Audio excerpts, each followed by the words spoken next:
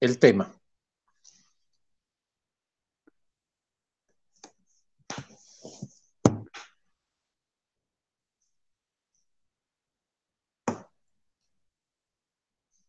Veamos ciertas propiedades y ciertas definiciones relativas al flujo turbulento.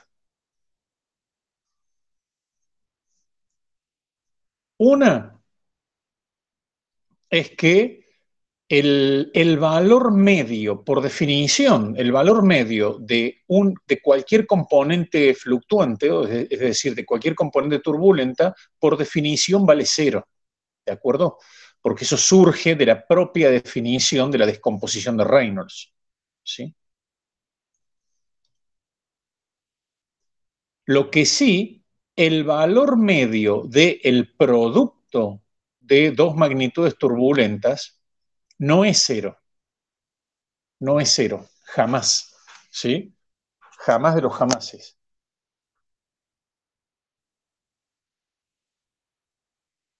Entonces,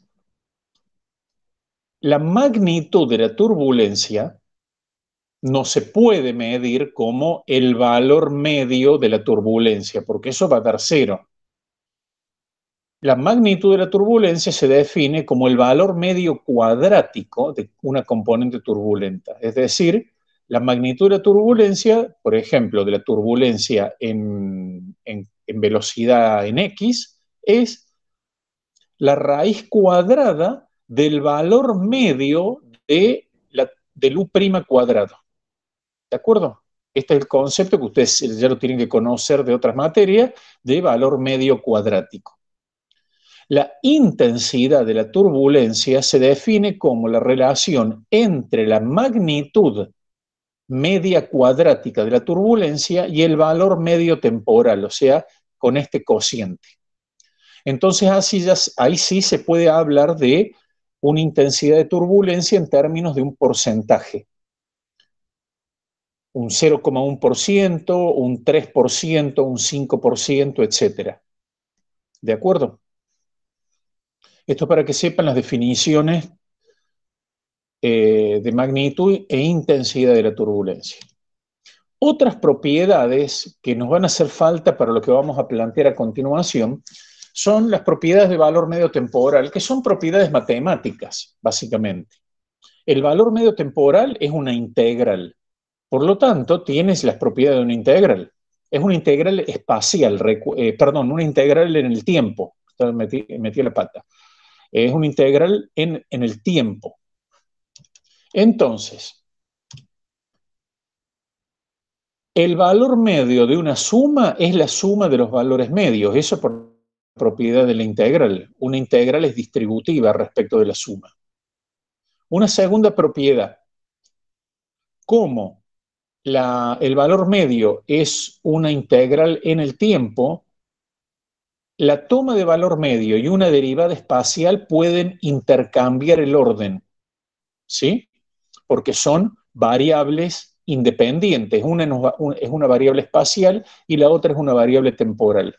O sea, el valor medio de la derivada de u respecto de x es idéntico a la derivada respecto de x del valor medio de u. Tercera propiedad, el, el valor medio, el valor medio del producto de una magnitud media por una magnitud genérica, turbulenta o no, es lo mismo que el producto de los valores medios. ¿De acuerdo? Después, la cuarta es muy pava, es trivial. El valor medio de una magnitud media es ella misma, no cambia. El sexto ya lo vimos, el valor medio de una componente fluctuante por definición es cero. Y, eh, el último también ya lo hemos visto, el valor medio del producto de dos componentes fluctuantes jamás puede ser cero, ¿sí? Jamás. Nada más que esto ya lo cubrimos, pero las enfatizamos porque lo vamos a aplicar ahora de inmediato. ¿A qué la vamos a aplicar? Esto que estamos viendo, les aclaro, es es de utilidad directa cuando ustedes hagan algo en relación a CFD. Es más, esto probablemente lo vayan a ver nuevamente repasado en el curso de mecánica de fluidos computacionales. Bien, lo que vamos a ver son unas ecuaciones de Navier-Stokes modificadas, que se denominan Navier-Stokes ecuaciones promediadas en el tiempo. En inglés se les llama ecuaciones RANS, de ecuaciones de Navier-Stokes promediadas de Reynolds, pero en castellano las llamamos promediadas en el tiempo. Que la cosa es la siguiente. Las ecuaciones Navier-Stokes que hemos visto son totalmente válidas en régimen turbulento. El problema es que estas derivadas respecto del tiempo tienen que corresponder a, perdón, ya me pasé, a derivar esto respecto del tiempo, derivar esto respecto del tiempo. Analíticamente eso es imposible. Y numéricamente es muy dificultoso. ¿Por qué? Porque la escala de tiempo de la turbulencia es una escala muy pequeñita. Es muy pequeñita. Entonces, convendría trabajar con los valores medios temporales de las variables, no con los valores instantáneos. Entonces, ¿cómo podemos hacer eso? En las ecuaciones de Navier-Stokes vamos a reemplazar la descomposición de Reynolds y vamos a tomar el valor promedio de la ecuación. O sea que efectivamente vamos a tomar vamos a plantear una ecuación promediada en el tiempo. Vamos a ver que las ecuaciones a las que se llega no son las mismas que las ecuaciones instantáneas. Evidentemente, el valor medio de una magnitud no es lo mismo que el valor instantáneo de esa magnitud.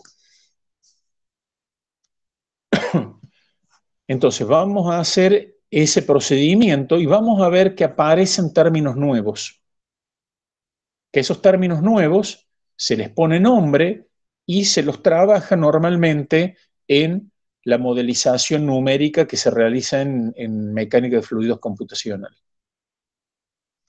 Las ecuaciones de Navier-Stokes, tal como las hemos visto, se pueden resolver numéricamente en régimen turbulento, tal como son originalmente. El tema es que a raíz de que la escala de tiempo es pequeñísima,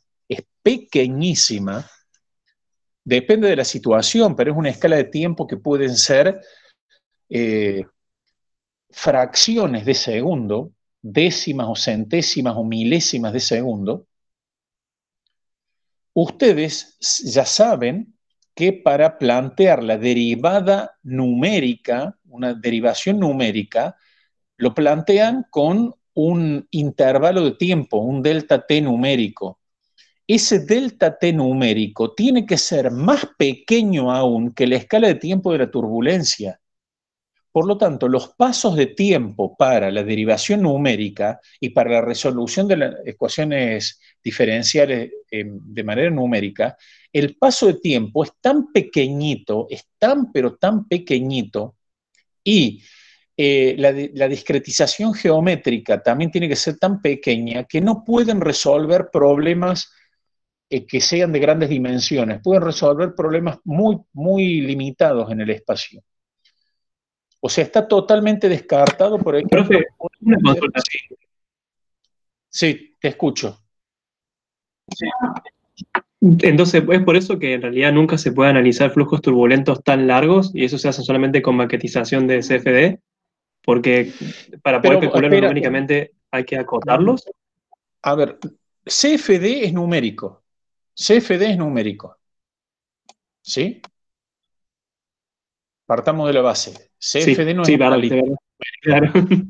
Entonces, el problema con la resolución de las ecuaciones de Navier-Stokes en régimen turbulento es que vos tenés que trabajar con pasos de tiempo pequeñísimos, pequeñísimos. También tenés que trabajar con una discretización espacial, que acá yo no pretendo que quede claro lo de la discretización espacial, porque este no es un curso de CFD y tampoco es mi especialidad, ¿sí? tuve antecedentes, pero hace un montón de tiempo, pero no es mi especialidad actual. Que no poder, por ejemplo, justamente te iba a dar un ejemplo, estudiar mediante CFD el flujo aerodinámico alrededor de un ala o de un avión completo está totalmente descartado.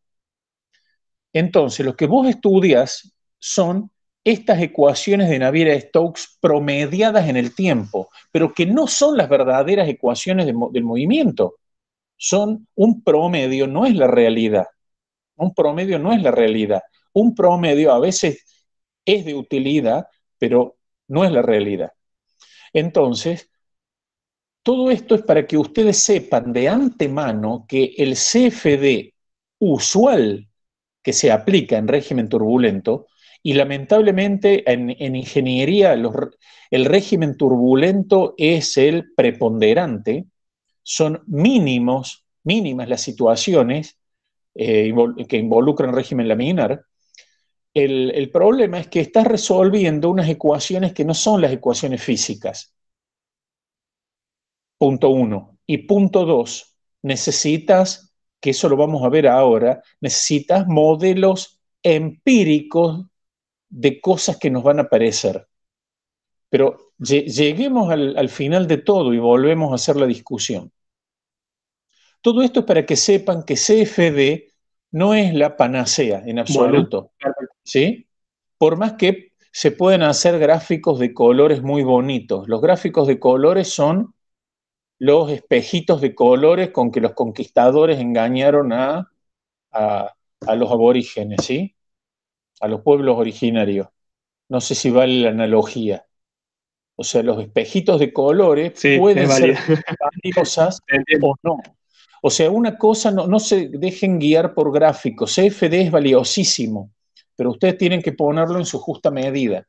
Y el CFD normal empleado para resolver problemas prácticos, problemas de ingeniería, punto uno, no resuelve las ecuaciones de Navier-Stokes físicas, las ecuaciones base. Y segundo, hacen uso de modelos empíricos. ¿Modelos empíricos de qué cosa? De cosas que vamos a ver ahora a continuación. Eso lo terminamos de cubrir en la clase de hoy. Bien, entonces Perfecto. veamos. Gracias, profe. Lamentablemente ahora van a tener que, no me interesan los detalles de la demostración, pero me interesa que entiendan el desarrollo y sepan contarlo, describirlo de manera convincente. ¿Qué vamos a hacer? Vamos a hacer en cada una de las ecuaciones diferenciales que hemos visto, que son cuatro, las tres de cantidad de movimiento y la cuarta de continuidad, vamos a reemplazar la descomposición de Reynolds, acá está, y a continuación vamos a tomar el promedio temporal de la ecuación. Arrancamos con la ecuación más sencilla, que es la de continuidad. Aquí la tienen. A esta ecuación le reemplazamos la descomposición de Reynolds. ¿Sí? Recordemos que estas son derivadas espaciales y estas derivadas espaciales son distributivas respecto de la suma. O sea que nos quedan la suma de todos estos términos. Acá derivadas, acá pongo, por ejemplo, una derivada de un valor medio de la velocidad y acá la derivada de una componente turbulenta, derivadas respecto del espacio. Ahora voy a tomar el valor promedio de la ecuación. Cuando uno dice de la ecuación es de ambos miembros de la ecuación, del miembro izquierdo y del miembro derecho. Como el miembro derecho vale 0, queda igual a 0. Y ahora vamos a aplicar la propiedad de que el valor medio es distributivo respecto de la suma. Entonces, nos va a quedar el valor medio de este término más el valor medio de este término más el valor medio de este término y así sucesivamente, llegando a esta expresión. Como este primer término era el valor medio de la derivada del valor medio, y el valor medio era intercambiable con una derivada espacial, nos queda igual que antes. Igual que antes. Acá nos queda la derivada espacial del valor medio de la componente turbulenta. Esos términos son idénticamente nulos porque por definición el valor medio de una componente turbulenta vale cero. Entonces, ¿a qué ecuación se llega? A esta. Fíjense que esta ecuación, la ecuación de conservación de masa promediada en el tiempo, queda idéntica en cuanto a su forma a la ecuación instantánea. ¿Me siguen? En el caso de la ecuación de continuidad no apareció ningún término nuevo. Ningún término nuevo. Entonces, si la componente media temporal del vector velocidad cumple la ecuación de continuidad, que es la divergencia vale cero, evidentemente también las componentes fluctuantes de la velocidad cumplen la ecuación de continuidad. Esta conclusión es una conclusión que va a ser útil más adelante, porque nos va a permitir simplificar ciertos términos. ¿De acuerdo?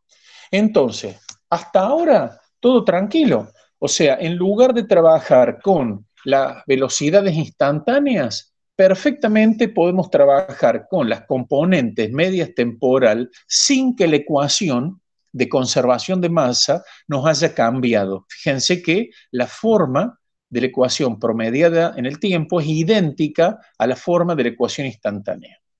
El tema es que cuando esto lo hagamos ahora a las ecuaciones de cantidad de movimiento, no vamos a tener esa suerte. Van a aparecer términos adicionales.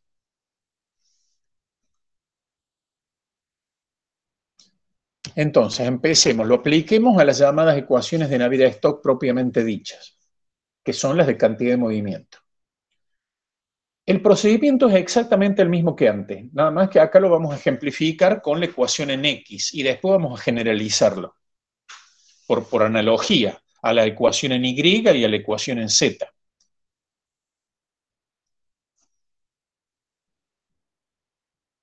Acá tenemos la ecuación de Navier-Stokes instantánea en X. Fíjense que esta derivada respecto al tiempo, acá está vale, la turbulencia está escondida en todos lados, pero acá está explícita la turbulencia. Esta derivada de U respecto al tiempo es esa variación temporal de ese gráfico tipo electrocardiograma. Entonces, nos tomamos el trabajo. Acá hay que ser, cuando ustedes hagan el seguimiento del tema este ya en su casa, después de estas explicaciones, bien, está bastante claro, lo que sí es fácil perderse. A ver, el procedimiento es idéntico que antes. Cada una de estas U, V, W que aparecen en la ecuación, así como la presión, reemplazo la descomposición de Reynolds. Valor medio temporal más componente fluctuante. Acá es reemplazado. Obviamente la densidad es una constante y la componente de la aceleración de la gravedad también, eso no tiene turbulencia. La viscosidad tampoco tiene turbulencia, es una propiedad de la temperatura del fluido. Es una propiedad fija, mu. Entonces, ahora, en esta ecuación tenemos que tomar el valor medio temporal del primer miembro y el valor medio temporal del segundo miembro.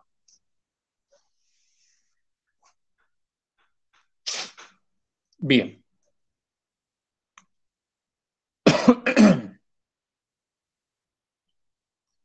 Obviamente, el valor medio, dijimos, es distributivo respecto de la suma.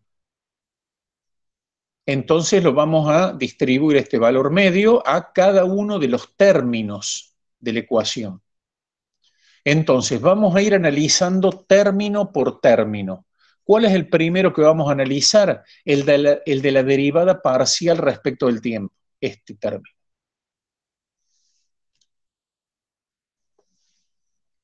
Que no es otra cosa que el valor medio temporal de lo que llamamos aceleración local, el valor medio de du a dt. ¿Sí? Acá es como tenía escrito en la ecuación anterior. ¿Sí? Acá, esto. Entonces, fíjense que esta derivada parcial es distributiva respecto de la suma. Entonces, este término me queda separado en dos. A su vez, el valor medio de ese término se separa en cada uno de los dos términos que lo componen. ¿Y acá qué me queda? Acá me queda la derivada, el valor medio de la derivada del valor medio de u respecto del tiempo. Esto es idéntico a la derivada del valor medio del valor medio, que por definición hemos visto no cambia.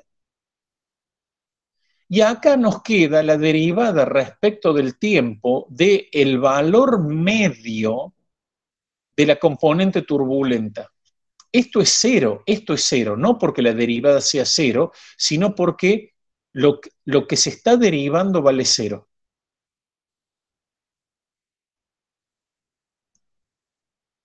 O sea que llegamos a que la derivada local,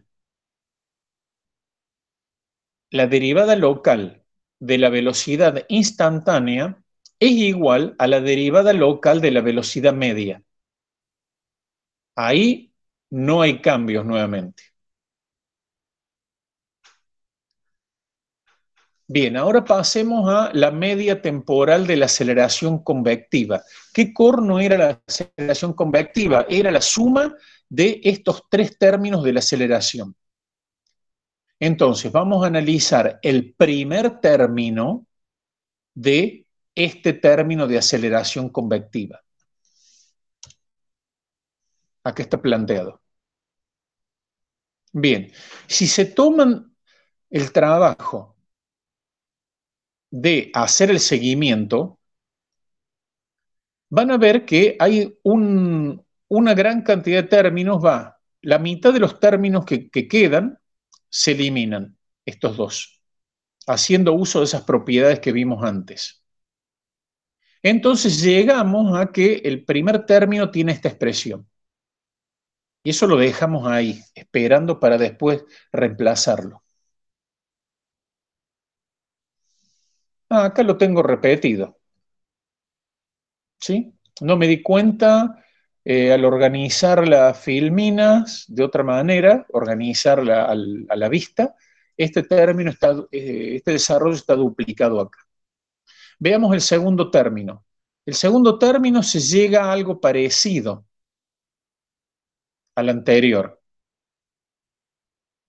¿Cuál es la conclusión? El tercer término lo podemos escribir directamente por analogía. Bien, ¿cuál es la conclusión? Que cuando tomamos el valor medio de la aceleración de la partícula fluida, nos aparecen derivadas de los valores medios de las velocidades, pero las fluctuaciones, o sea, la parte turbulenta, no desaparece. Nos queda el valor medio de un producto de fluctuaciones, que ya hemos visto que no es cero. Esos términos no aparecen en la forma instantánea de las ecuaciones, van a ser términos nuevos. Acá está hecha la síntesis. Fíjense, el valor promedio temporal de la aceleración convectiva completa se compone de un término asociado a las componentes medias de la velocidad, que es idéntico al original instantáneo. Pero nos aparecen términos nuevos.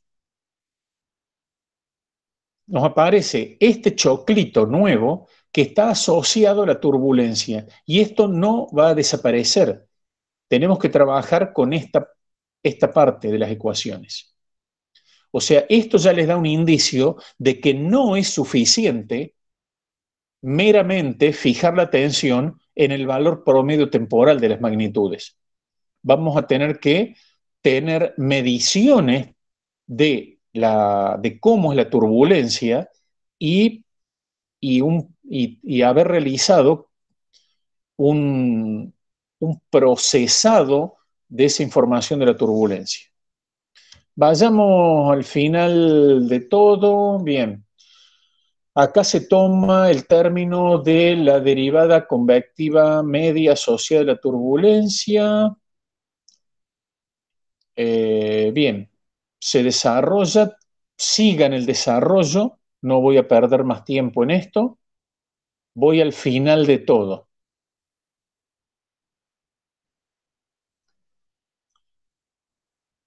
Y volvemos ahora a lo mismo que comenté antes, pero planteado la derivada total de la velocidad media, es decir, a lo que sería la aceleración media.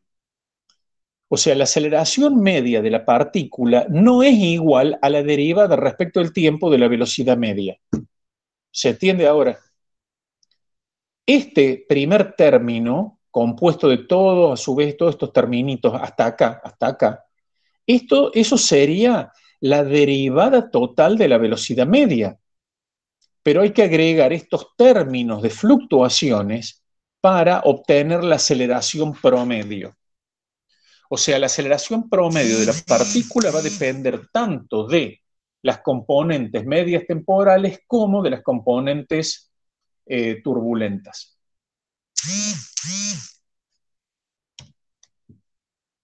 Bien, acá lo más complicado de todo el desarrollo es esto, es llegar a esto. ¿Por qué? Porque cuando tomamos el promedio temporal de las fuerzas por unidad de volumen, vamos a ver que las fuerzas promedio, promedio temporal de las fuerzas por unidad de volumen, tanto fuerza viscosa como fuerza de presión, no están influidas por la turbulencia. Fíjense, la fuerza viscosa en X, la fuerza viscosa promedio, solamente involucra a la velocidad promedio, no involucra a la turbulencia. Fíjense, la componente en X de la fuerza media de presión involucra a la presión media, no involucra a la componente turbulenta de la presión. Eso nos simplifica mucho. Eso simplifica mucho. Entonces, ahora introducimos todos los términos en la ecuación promediada en el tiempo. Acá reemplazo todo. Pero estos términos nuevos que dependen de la turbulencia, porque todos los otros términos, fíjense, no depende de la turbulencia, depende de los valores promediados en el tiempo. Es más, esta derivada respecto del tiempo es una derivada respecto del tiempo del valor medio temporal, o sea que esta derivada va a ser una derivada en general de tipo suave, no va a ser derivar ese diagrama de electrocardiograma. ¿De acuerdo? Bien, estos son términos de aceleración. Estos términos de aceleración los vamos a pasar al miembro derecho, que es el miembro de las fuerzas, los vamos a pasar bajo el concepto de fuerzas de inercia, que eso es algo que ustedes ya conocen de física. Un término de aceleración uno lo puede estudiar y pensar del punto de vista de lo que es un término de aceleración, o lo podemos pasar cambiado de signo del lado de las fuerzas y trabajarlo como una fuerza ficticia denominada fuerza de inercia. Eso no es nuevo. Entonces, eso es lo que se hace aquí. Entonces llegamos a esta ecuación. Déjenme ver si acá tengo. Acá está, acá lo tengo. Es la misma ecuación de antes, nada más que la tengo más remarcada. Entonces, fíjense, acá tenemos la ecuación de Navier-Stokes promediada en el tiempo, la ecuación en X. Fíjense que no tiene la misma forma que la ecuación de Navier-Stokes en X instantánea. El miembro izquierdo tiene un aspecto análogo, totalmente análogo. El miembro derecho tiene una parte que tiene total analogía, que es esta, pero se le agrega una serie de 3 términos adicionales que son fuerzas de inercia por unidad de volumen, que eso es lo que complican el cálculo turbulento. Eso es lo que complica el cálculo turbulento. Entonces vamos a ver de qué punto de vista. No lo complica terriblemente, pero lo complica. O sea, acabo de comentar entonces que las ecuaciones Navier-Stokes promediadas en el tiempo no son idénticas a las ecuaciones instantáneas. Contienen a los términos originales. Acá están los términos originales de la aceleración y acá los términos originales de la fuerza, pero nos aparecen estos términos nuevos. Esos términos nuevos se los denomina, como se los ha puesto del lado de las fuerzas, esos términos es una cuestión de vocabulario, pero ese es el vocabulario estandarizado, hacen aparecer lo que se denominan tensiones turbulentas o tensiones de Reynolds. Fíjense que acá tenemos derivadas espaciales de algo. Si ustedes recuerdan la ecuación original de cantidad de movimiento antes de que metiéramos el modelo newtoniano, ya me fui estas, fíjense que acá nos aparecen derivadas espaciales de las tensiones. Bien, ahora vayamos nuevamente a ver eso. Acá nos aparecen derivadas espaciales de cosas nuevas. Entonces, estas cosas nuevas se les pone nombre. Y el nombre que se le pone son tensiones turbulentas o tensiones de Reynolds. No son verdaderas tensiones. En realidad son fuerzas de inercia netas a causa de las grandes aceleraciones que implican esas fluctuaciones de velocidad. Piensen, una fluctuación de velocidad de esta forma tiene que implicar grandes aceleraciones. Tiene que implicar grandes aceleraciones. Entonces, esas fuerzas de inercia tienen que ser sumamente importantes y se ve que son importantes porque no desaparecen, quedan como términos adicionales. Una explicación de que son en el fondo fuerzas de inercia es que dependen de la densidad. Recuerden, una fuerza de inercia es proporcional a la masa. Eso lo saben de física. Por lo tanto, una fuerza de inercia por unidad de volumen tiene que